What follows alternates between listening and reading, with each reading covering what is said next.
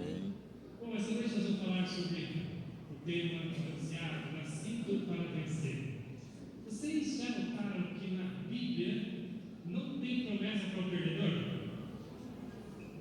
A gente lê a Bíblia todo dia e não acha nenhum lugar para ser aquele que perder vai herdar isso aqui, vai ganhar isso aqui. Não tem promessa, só tem promessa para o vencedor. Domingo a gente vai falar um pouquinho sobre a recompensa gerada por Jesus. Nós vamos falar sobre as promessas dadas aos vencedores, mas para o perdedor não tem promessa. A gente lê lá no Apocalipse, né? Ao que vencer, darei a comer da árvore da vida. Ao que vencer, ele daria um novo nome. Ao que vencer, ele daria sentar junto, mas para o perdedor não tem nenhuma promessa. Porque Deus, Ele fez de você um vencedor. Deus fez de cada um de nós vencedores. A nossa história começou com uma vitória. Quando tudo começou lá no ventre da nossa mãe, nós tivemos que competir com cerca de 300 milhões. Você já parou para pensar nisso? Você teve que correr, você teve que pular, você teve que nadar, e você chegou em primeiro lugar. Você foi o primeiro, só tinha lugar para um ali. Era só um que ia chegar em primeiro lugar, que ia vencer aquela competição. E Deus ali no início da sua história, por isso que o salmista diz assim, de uma maneira terrível eu fui formado, porque a nossa história começa de uma maneira maravilhosa. O nosso Deus fazendo de você um vencedor.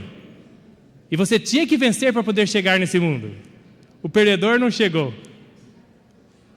Tem alguns aí que tiveram que competir com um outro bem esperto, né? Um outro espertalhão e chegaram juntos. Mas é raro, né? Mas em alguns casos, 2 venceram, foram campeões, chegaram em primeiro lugar. Não é verdade, irmã Silvânia? Irmã Silvânia falou, eu não vou ficar para trás não, Brownlee, dá licença aí que nós vamos chegar juntas. E chegaram, né? Louvado seja Deus. Mas, irmãos, Deus quer que sejamos vencedores para herdarmos o reino de Deus, e Ele nos habilita para sermos vencedores. Nessa noite nós vamos falar um pouquinho sobre a história de um homem que tinha o espírito de vencedor. Um homem que era um ganhador. Ele não se conformava com a derrota, e para ele, aliás, a palavra derrota, perdedor, não existia no vocabulário desse homem. Eu acho muito interessante a história dele, e eu quero compartilhar com vocês a história dele aqui, um pouquinho. Vamos ler alguns versos aqui da palavra de Deus.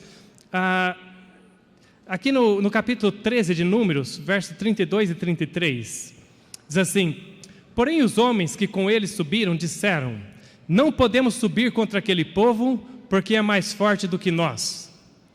Já localizaram a história na Bíblia? De quem estamos falando aqui? Tem 2 personagens importantes aí, né? Caleb e Josué. Nós vamos falar um pouquinho mais sobre um deles, nessa noite. Aí diz assim, também vimos ali gigantes, filhos de Anak, descendentes dos gigantes, e éramos aos nossos olhos como gafanhotos, e assim também éramos aos seus olhos. Irmãos, primeiro aqui nós estamos vendo esses versos aqui é a palavra do perdedor, dos perdedores, aliás. Eram pessoas que tinham espírito de derrotados.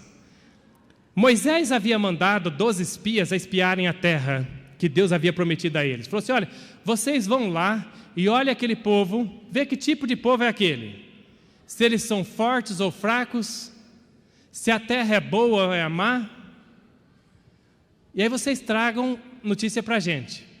Bom, quando eu leio ali, eu fico assim pensando, por que será que Moisés mandou eles espiarem a terra? Para Deus importava se os habitantes da terra eram fortes ou fracos?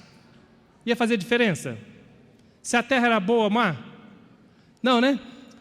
Mas Moisés, eu creio que ele tinha assim, uma confiança tão grande em Deus, que ele falou assim, a terra é boa, esse pessoal vai voltar aqui, vai falar como a terra é boa, o povo vai ficar todo motivado e vai subir contente e não vai me dar muito trabalho mais, né? Decepção para ele. Quando voltaram, 10 dos espias vêm com esse discurso aí. Falando assim, olha, a terra lá, até que é mais ou menos, mas os homens que habitam lá são fortes, são gigantes. E eles falam assim, aos olhos deles, nós éramos como... E eles falaram assim, a gente se sentia como gafanhoto também. Mas quantas vezes Deus quer dar para a gente a bênção Deus quer dar para a gente a vitória, e a gente se amesquinha, e a gente começa a se sentir como gafanhoto. E às vezes as pessoas nos desanimam, né? As pessoas às vezes falam assim, você não vai conseguir não, nem adianta tentar que você não vai conseguir. As pessoas estão falando para você, você é um gafanhoto. Você não vai conseguir não, você não vale nada, né? Quando alguém te fizer sentir que você não vale nada, ou te falar que você não vai conseguir, que você não vale nada, quando o diabo te falar que você não vai conseguir, fala para ele assim, eu não sou gafanhoto não. Eu sou filho de Deus, eu fui criado à imagem de Deus. Não tem esse negócio de gafanhoto não. Ninguém aqui é gafanhoto. Fala para você mesmo, fala assim, eu não sou gafanhoto. Eu competi com 300 milhões e Deus me deu a graça de chegar em primeiro lugar. E pela graça de Jesus eu vou chegar ao céu, porque lá no céu só chega vencedor, e eu tenho que ser vencedor pela graça dele. E você? Quando alguém quiser fazer você pensar que você não é importante, lembre-se, você é a imagem de Deus. O Pai te quer mais do que tudo nesse mundo. Você é a coisa mais importante que existe nesse mundo para Deus. Então você não é gafanhoto. Aquelas pessoas que têm medo do amanhã, por falta de fé, se desanimam, se sentem como um gafanhoto, como que não vale nada. É falta de fé a gente se sentir como um gafanhoto, se achar um gafanhoto. Foi o que aconteceu com esses espias, eles voltaram desanimados, faltando fé, e diz que se sentiam como se fosse um gafanhoto.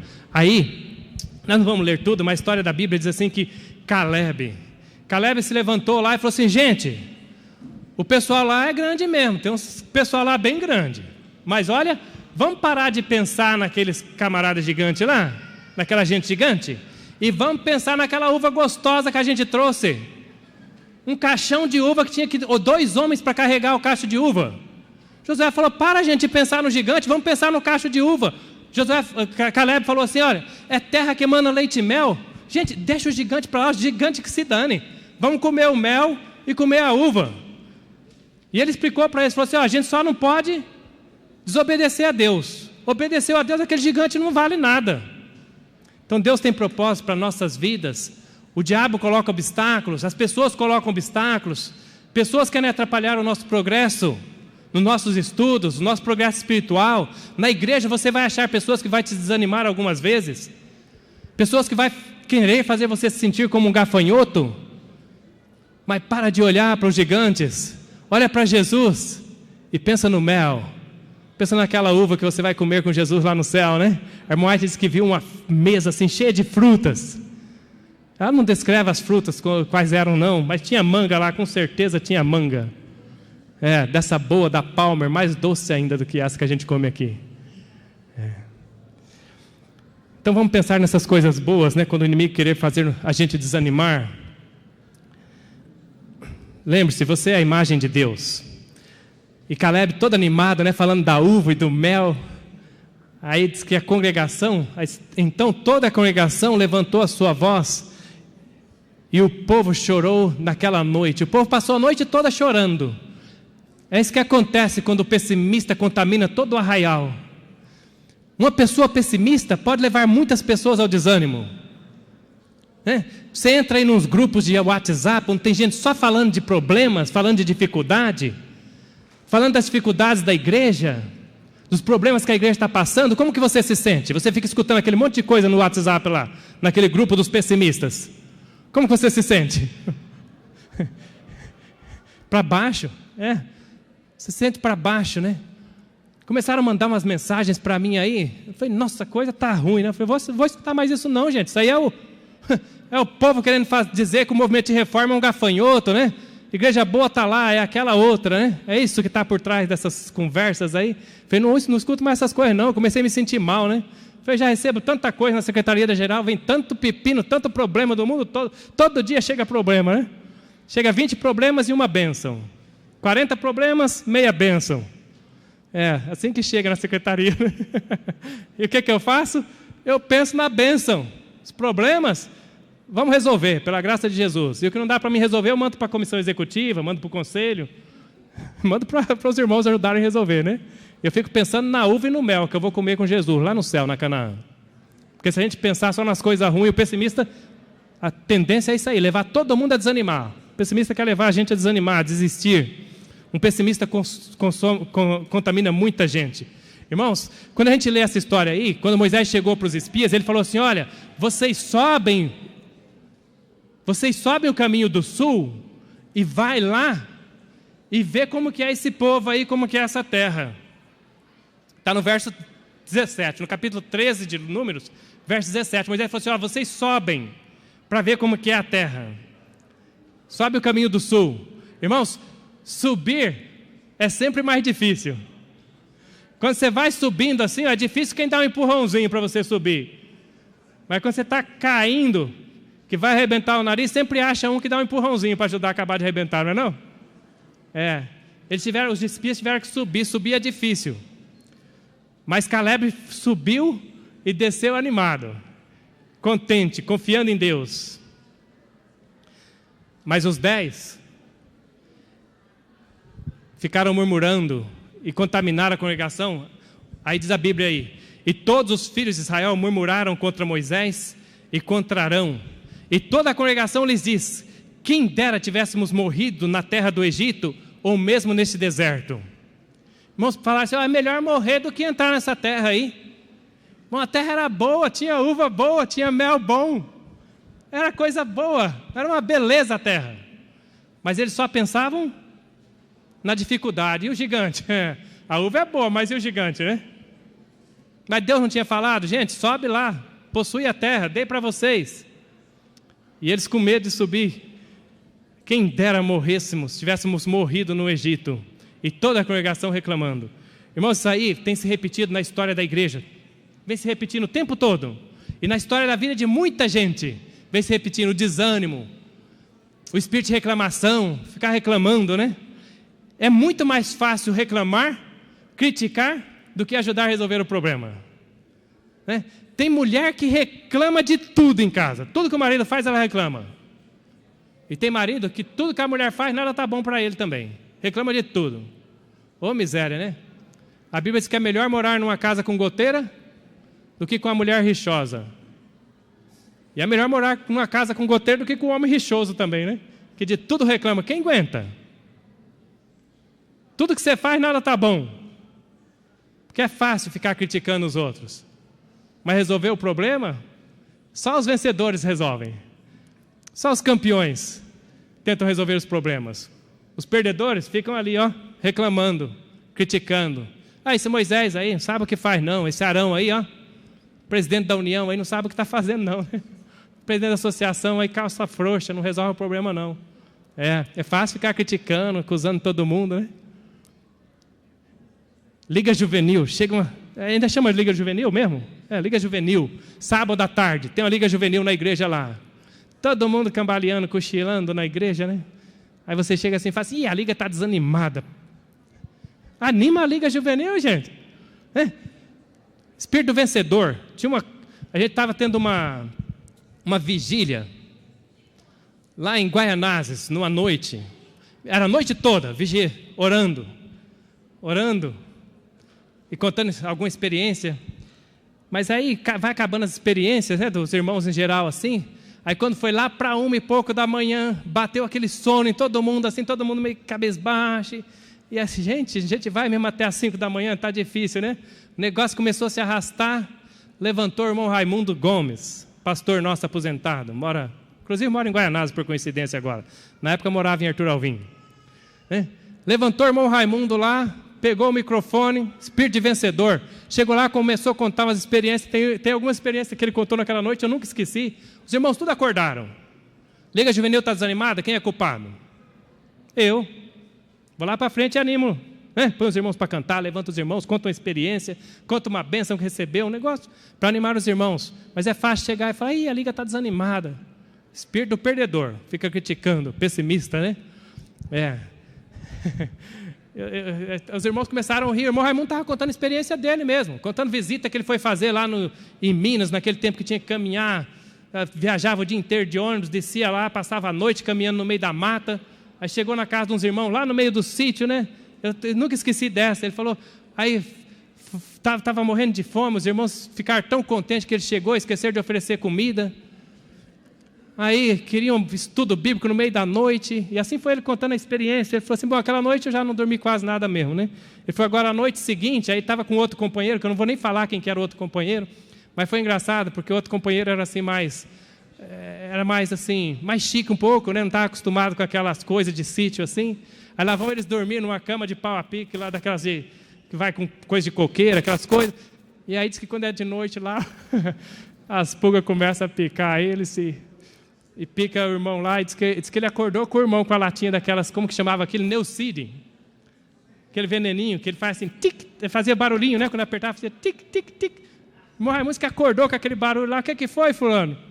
Não consigo dormir não, os bichos estão me comendo aqui.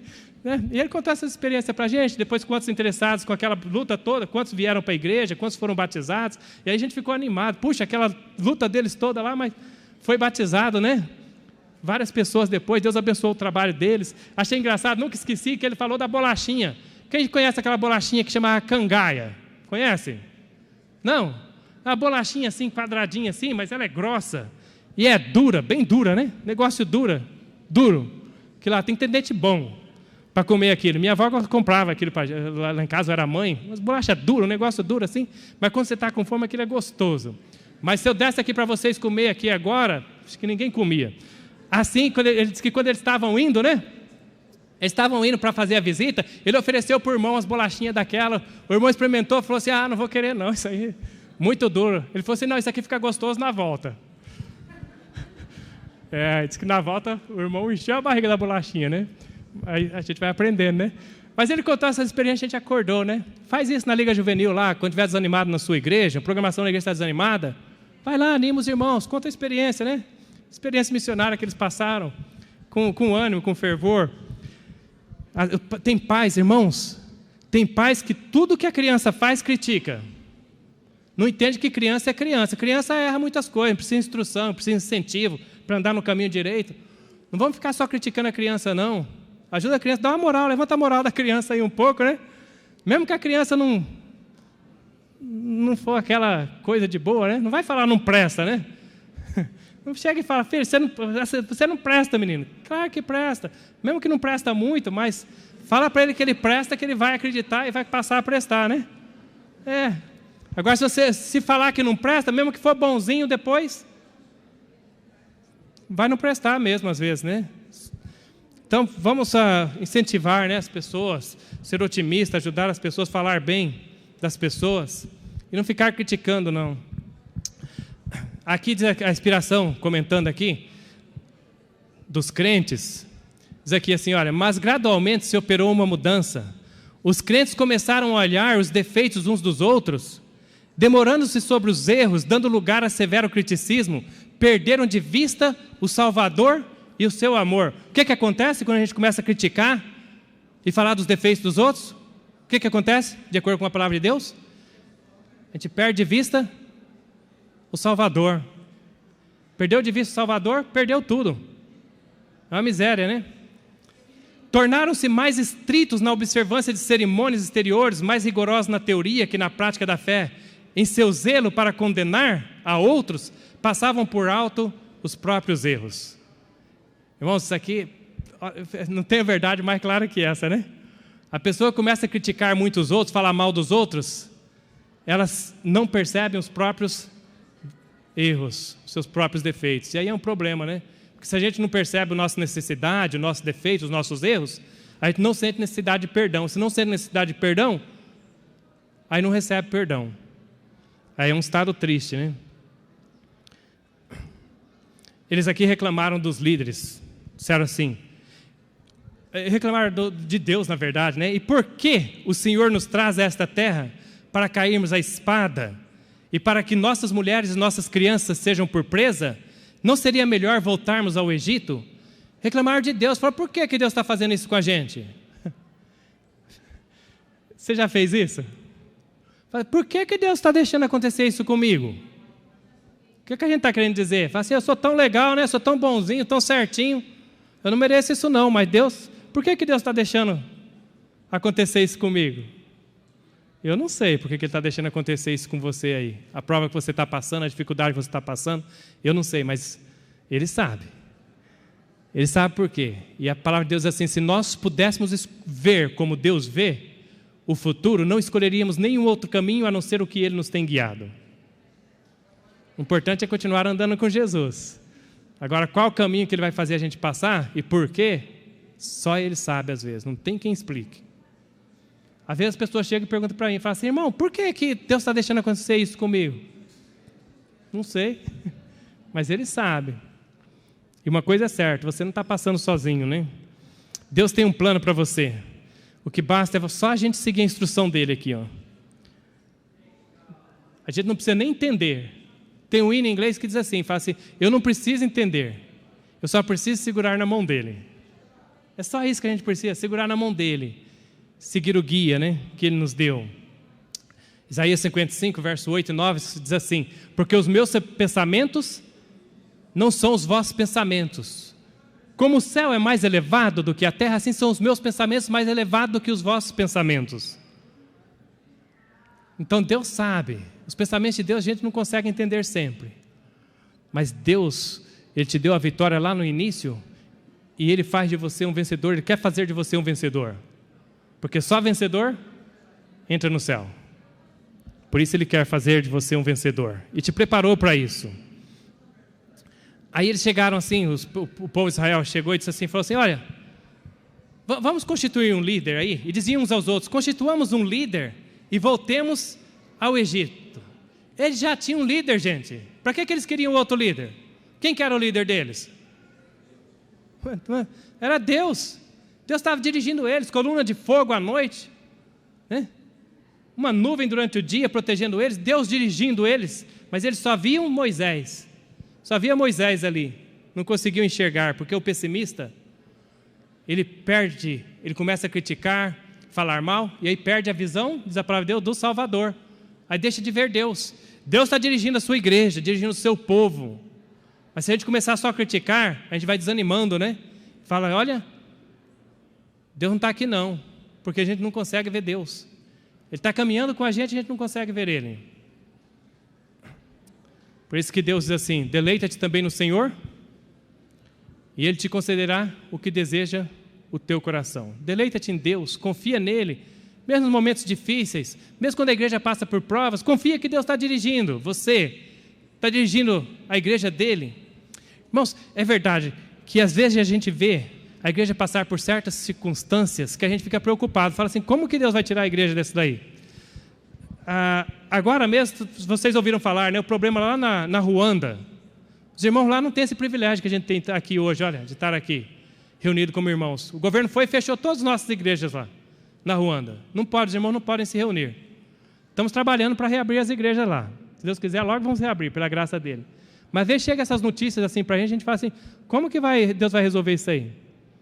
Nós tivemos um problema, eu contei para os irmãos esse fim de semana no Rio de Janeiro. Quando estávamos falando aí do problema na Ruanda, eu contei para animar os irmãos, eu contei a experiência do que passou na Serra Leoa.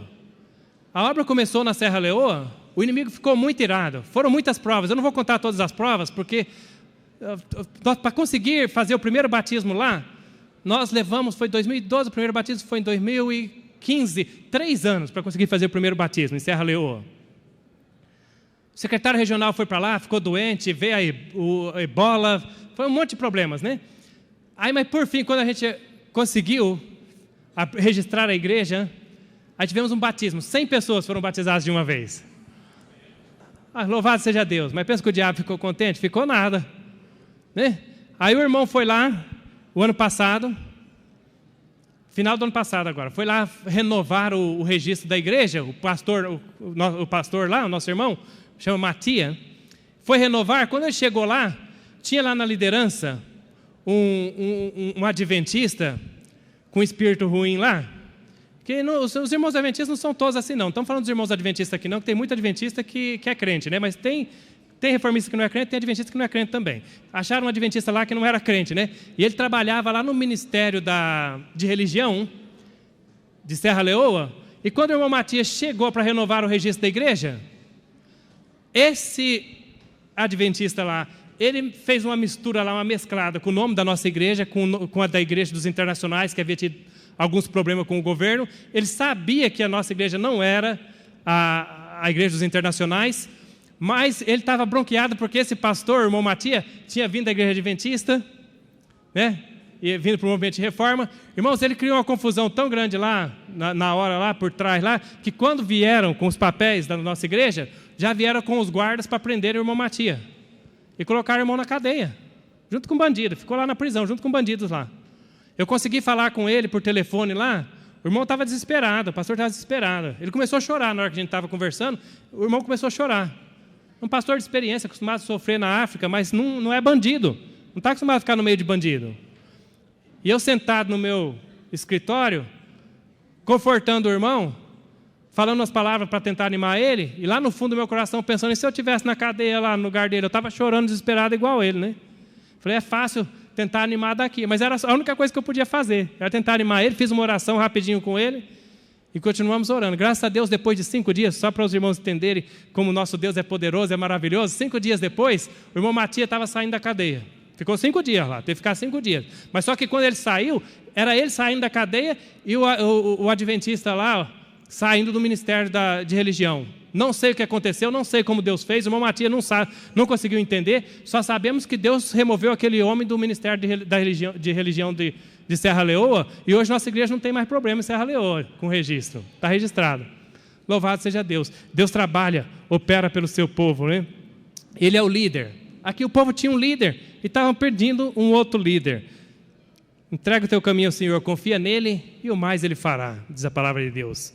Aqui, quando o povo reclamaram de Deus, acusaram Moisés e Arão, a Bíblia diz assim, ó, então Moisés e Arão caíram sobre os seus rostos perante toda a congregação dos filhos de Israel.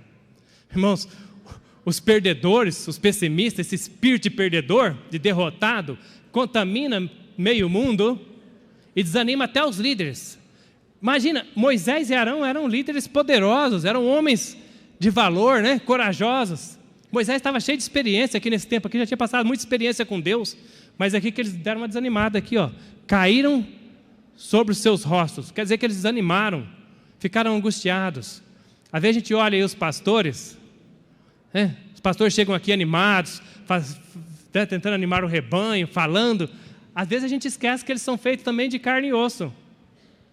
Esses irmãos que estão aqui na liderança, tem hora que eles entram no quarto deles lá, angustiados, suspiram e gemem pelas abominações que são cometidas no meio do povo de Deus. Tem momentos que eles se sentem desanimados também. E não pode mostrar para a congregação, não. Quando chega aqui na frente tem que estar animadão, né? Tem que estar animado. Mas lembrem-se, a Bíblia diz assim, obedecei a vossos guias, sendo-lhes submissos, porque velam por vossas almas como quem há de prestar conta delas, para que o façam com alegria e não gemendo, porque isso não vos seria útil. Não sejam pessimistas, criticando, condenando. Aqui, a Bíblia segue contando a história de Josué e Caleb. Nós não vamos ler esses 2 versos, não, mas eles continuam aqui com esse ânimo, esses 2 aqui. Caleb chega para o povo e fala, gente, vamos fazer as coisas, vamos obedecer o que Deus falou, Ele vai abençoar, a gente vai herdar a terra, a gente vai tirar esses gigantes de lá e vamos comer a uva e o mel. Coisa boa que está lá para nós. Eles estavam animados. Mas só que, irmãos, quem estava animado? 2. Josué e Caleb estavam animados. Os outros 10, tudo desanimado. E contaminaram a congregação. Quem era a maioria?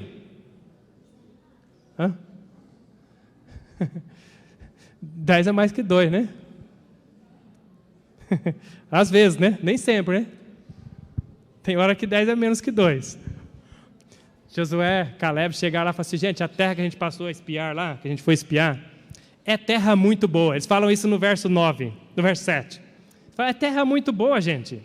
E se o Senhor se agradar de nós, se Deus estiver com nós, se a gente obedecer e Ele se agradar de nós, Ele vai dar isso para a gente aí. Fica com medo, não. Para de olhar para o gigante. Olha para Jesus. E Ele vai resolver esse problema para a gente aí. E a congregação diz assim que, a Bíblia diz aqui que a congregação, quando ouviu eles falando, tentando animar os demais, diz que toda a congregação disse que os apedrejassem. Falaram, vamos apedrejar eles aí, porque eles estão falando bobeira aí, quer matar todo mundo, levar lá para enfrentar gigante, quem já viu? Mas quando queriam matar eles, aí foi a hora que Deus Falou, não vai matar não. Deus interviu, né? Tem hora que você vai agir pela fé, você vai falar com otimismo, e vão querer te apedrejar, e tem hora que você sente vontade de acuar, porque você vê que não tem mais o que fazer, né? Você fala, não dá para mim mais. Mas nessa hora que não dá para você mais, se você confiou em Deus, né? Aquele vestibular que você está morrendo de estudar para ver se passa, chega uma hora que você fala, olha, aqui já não dá mais para mim, né? Você estudou, fez tudo o que você precisava fazer, chega lá na hora assim, você fica nervoso. Lembra de Jesus, pede para Ele ajudar, Ele ajuda, pede para Ele, Senhor, intervém, desce a Tua glória como o Senhor desceu aquele dia com Josué e Caleb lá, desce aqui também e me ilumina, Senhor, me protege do pessimismo, do medo, e me ajuda, Pai, e Ele vai te ajudar. Atos dos Apóstolos, na página 329, diz assim, Deus é sempre maioria. É um texto interessante, diz que Deus é sempre maioria. Então naquele caso ali, eram 2 contra 10. Mas tinha um que ninguém estava vendo, né? Só Josué e Caleb viam. Então era 3 contra 10. E nesse momento aí, 3 era mais do que 10. Porque no Atos dos Apóstolos, página 329, a inspiração diz que Deus é sempre maioria. Não é que Ele está sempre com a maioria, não é isso que está falando, né? Falando que Ele é sempre maioria. Então, fim da cena que os poucos que estão com Deus, eles se tornam maioria. Agora, os perdedores preferiram ficar olhando para o gigante. Não teve jeito. Caleb e Josué tentaram convencer ele. Não teve jeito, não. Irmãos, o espírito vencedor, quando a pessoa decide a vencer pela graça de Deus, ela não desiste. Ela enfrenta a batalha, ela vai lutar com o inimigo, com o mundo, vai vencer a carne, o pecado e o diabo pela graça de Jesus. Porque o vencedor não desiste. Passaram-se 45 anos. Depois de 45 anos, Moisés já havia partido. Aí tem uma reunião do povo lá. Os perdedores ficaram olhando para o gigante. Ficaram 40 anos sem comer a uva e sem comer o mel daquela terra. Ficaram 40 anos vagueando por lá. Né? Com aquele espírito de derrotado, chorando. Queria estar lá na Canaã. Queria nada. Quando Deus quis te levar lá, você não quis ir. Né? Tem gente que fica lamentando, eu queria ter estudado isso, queria ter estudado aquilo. Quando Deus quis te levar lá, você não quis ir. Não. Vai estudar, vai trabalhar, pega firme. E Deus vai te abençoar. Né? Mas aqui, 45 anos depois, 40 anos no deserto, estavam rodeando por lá, aí estavam já compartilhando as terras agora, já haviam estruturado a nação, mapeado. Aí, irmãos, olha o que acontece aqui. Caleb chega para Josué e fala assim, Josué, você lembra daquela vez lá que a gente foi espiar aquela terra? Rapaz, já era para a gente estar lá comendo aquela uva e aquele mel, e eu tô que eu não me aguento de vontade de comer aquela uva e aquele mel. 40 anos esperando, 45 ele falou, já passaram. Eu já não aguento mais de vontade de comer aquela uva. Estou com a saudade daquela uva. Irmãos, ele tinha agora, sabe quantos anos? 85 anos. Está com 85 anos. Ele fala assim, agora, pois, dá-me este monte.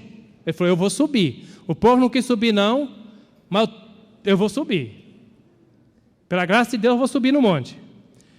Dá-me este monte de que o Senhor falou naquele dia, porque tu ouviste naquele dia que estavam ali os anaquins, bem como cidades grandes e fortificadas. Os anaquins eram gigantes. Porventura o Senhor será comigo para os expulsar, como ele disse. Então Josué abençoou a Caleb, filho de Jefoné, e lhe deu Hebrom em herança. Era o monte era o monte Hebrom. Ele falou assim, dá para mim, que se Deus for comigo, eu não arrebentei aquele gigante daquela vez porque o povo não deixou, mas eu vou lá e agora eu vou arrebentar eles lá. Não vai ficar um daquele gigante. Se Deus for comigo, não sobra um. E Josué falou, cabo é macho mesmo, né? Vai lá então, pode pegar Hebrom para você. Se você der conta do gigante, com certeza ele saiu falando, eu não dou conta não, mas Deus dá. Porque, irmãos, o vencedor, ele nunca atribui a vitória a si mesmo, ele sempre atribui a Deus. Ele sempre dá glória a Deus. O dia que Deus te der aquilo que você sonha, aquela casa que você sonha, aquela estabilidade financeira que você sonha, aquele diploma que você sonha, se você for um verdadeiro vencedor, você vai dar glória a Ele. Você vai lembrar de onde você veio e como Deus te conduziu. Agora o perdedor fica se gabando, né, se exaltando. E a exaltação precede a ruína. O orgulho precede a ruína. Mas aquele que se humilha, diz a palavra de Deus, será exaltado. E vai ser exaltado lá no trono de Deus, lá na glória de Deus, na glória do céu. A verdadeira exaltação que um homem pode alcançar. Porque a inspiração diz assim que o lugar mais alto que um homem pode alcançar é os pés da cruz. É o lugar mais elevado que podemos alcançar. Irmãos, agora quando eu fico imaginando, né? Quando o povo tudo escolheu ali o vale, aquelas terras férteis, aqueles lugares bonitos, e Caleb ele chega e fala assim, gente, Josué, eu quero mesmo é a montanha. Porque a uva está lá, o mel, aquela uva só dá na montanha, eu quero aquela montanha, né? Eu imagino o povo pensando, falando assim, gente, aqui embaixo está tão bom, está uma paz aqui embaixo nesse vale, está tão gostoso aqui, tem tanta coisa boa aqui. Esse Caleb, 85 anos, ó, deu uma pirada, o cara está meio ruim da cabeça, vai lá enfrentar gigante, o velho aí, 85 anos enfrentar o gigante, vai morrer, está doido nada, era o espírito vencedor, espírito do ganhador, não desiste, né? Ficou com a vontade, aquele cheiro da uva nunca saiu do nariz dele. Irmãos, para todo mundo parecia ser uma escolha louca quando Caleb escolheu o Monte Hebron. Mas era o que Deus tinha prometido, o que Deus tinha dado para ele, era aquele monte. E ele agarrou o monte, falou, esse monte é meu porque Deus me deu. Sabe o que é Hebron hoje? Hebron existe até hoje, pertinho de Jerusalém. É considerada a segunda cidade mais sagrada para os judeus. Vivem lutando por Hebron até hoje. Uma cidade tão boa que até hoje estão lutando por ela. Todo mundo quer aquela cidade de Hebron. Foi ali que Ruth esteve apanhando nos campos de Boaz. Foi ali que Jesus passou boa parte do tempo dele. Foi ali que Salomão construiu o templo para adorar a Deus. A escolha de Caleb foi louca? Por escolher fazer o que Deus tinha falado para ele fazer? Não. Queridos jovens, queridos irmãos, queridos amigos, quando Deus te dá, quando Deus te manda, quando Deus fala que você vai ser um vencedor, agarra a promessa de Deus, obedece a Deus. Quando Deus fala assim, olha, você tem que fazer isso, a Bíblia está falando, faz isso. Se você entendeu o que é Deus falando, não questiona não, porque tem coisas que Deus fala, a gente não entende. O povo não entendeu, mas mesmo quando a gente não entende, vamos obedecer, porque é melhor obedecer do que sacrificar. E quando a gente obedece a Deus, Ele nos concede a bênção, como Ele concedeu a Caleb. Deus criou você para ser um vencedor. Ele faz de você um vencedor. Nós fomos nascidos para vencer. E pela graça de Jesus vamos vencer em um dia muito em breve. Vamos estar vivendo com Ele em um mundo muito melhor do que esse aqui. Esse mundo cheio de problemas, dificuldades, isso aqui vai tudo passar. Mas o vencedor, aqueles que entendem que nasceram para vencer, e que obedece a Deus, segue a Deus, mesmo quando parece difícil, mesmo quando parece impossível, mesmo quando parece que não tem uma luz no final do túnel, segue dando glória a Deus, segue exaltando o nome de Deus, louvando a Deus, segue sendo otimista, e um dia muito em breve, nós vamos estar vivendo com Jesus lá naquele monte, um monte que é ainda muito melhor do que o Monte Hebron. Que Jesus seja uma realidade na sua vida e na minha vida, e que Ele faça de você e eu vencedores. Amém.